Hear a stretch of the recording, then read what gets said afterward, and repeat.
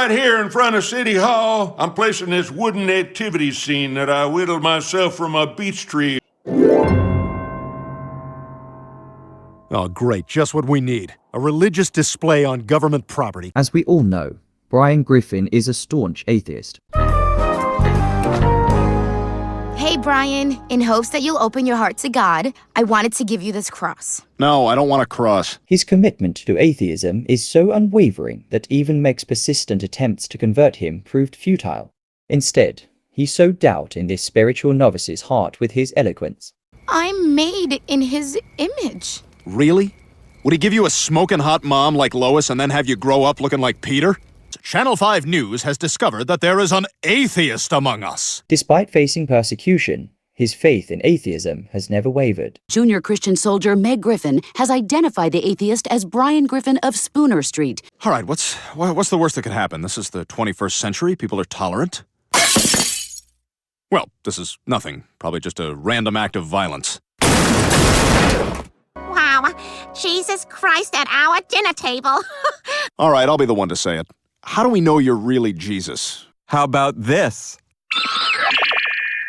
Oh boy, Sundays! I love you, Jesus! Even when Jesus visited his house, Brian's commitment to atheism remained unshaken, even when confronted with miracles. Thus, we can say that he is a devoted atheist, to an extent that may be difficult for some to comprehend.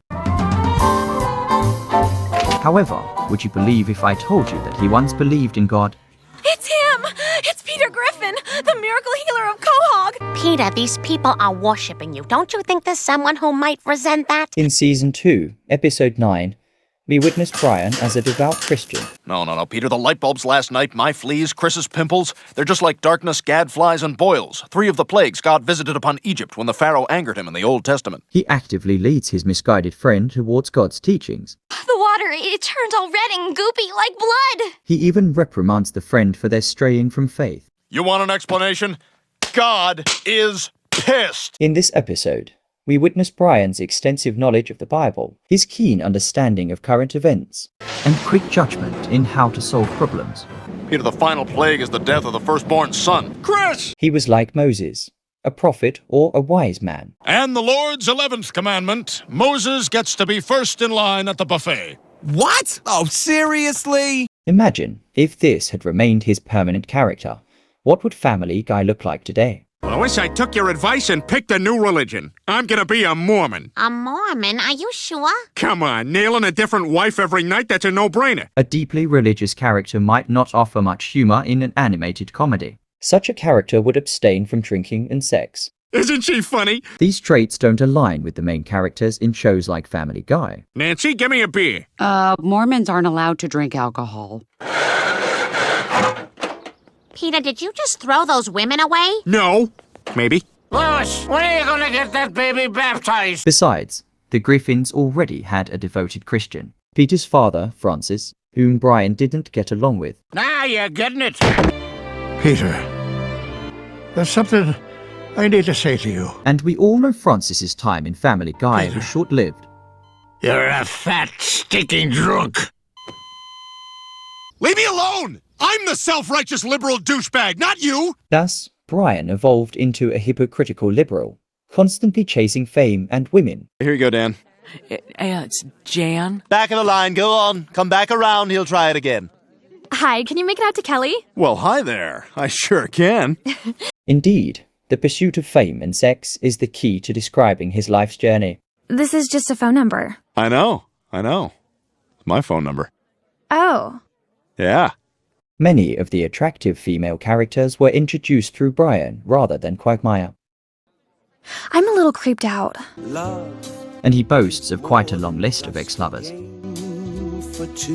He even dated Quagmire's old flame, Cheryl Teagues, provoking his jealousy.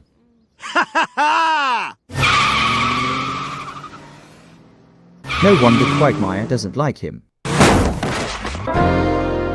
No more oppression! We, as American adults with free will, have the right to use marijuana if we choose to! Yes, he represents a hypocritical liberal who advocates for free sex and free weed. Everything's better with a bag of weed!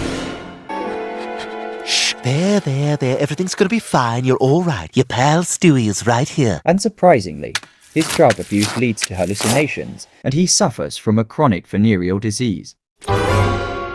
He even infected baby Stewie with herpes. You're more herpes than dog! But his pursuit of sex doesn't cease.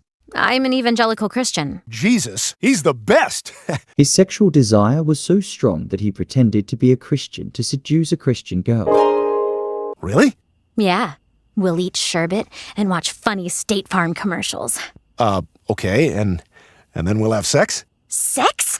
Brian, I'm Christian, and no good Christian believes in sex before marriage. However, when her faith hindered his advances, he used Stewie's time machine to try to erase Christianity from history. Honestly, I want to be a stand-up comedian. Really? I think you should give comedy another shot. Come on, does anyone really want to watch a Jewish guy make snarky observations? I think that a lot of people would enjoy that, yes. Huh, then maybe I should try comedy again. Morning, Brian. Hey, where's your yarmulke? What? A Jewish world is much better than a Christian one. Oh, there you guys are. It's almost sundown, so let's turn off our devices and walk 3 miles to temple. What? Stewie even went further and erased Judaism. We have to go back in time and stop Moses from receiving the 10 Commandments. Done. How'd you do that so fast? I gave Moses $20 to walk away. What did you do, you little twerps? Oh my God! I guess we should go fix it, Brian. You know what? No.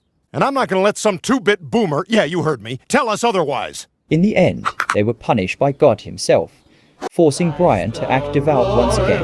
Master leads against the foe. Go get it, boy!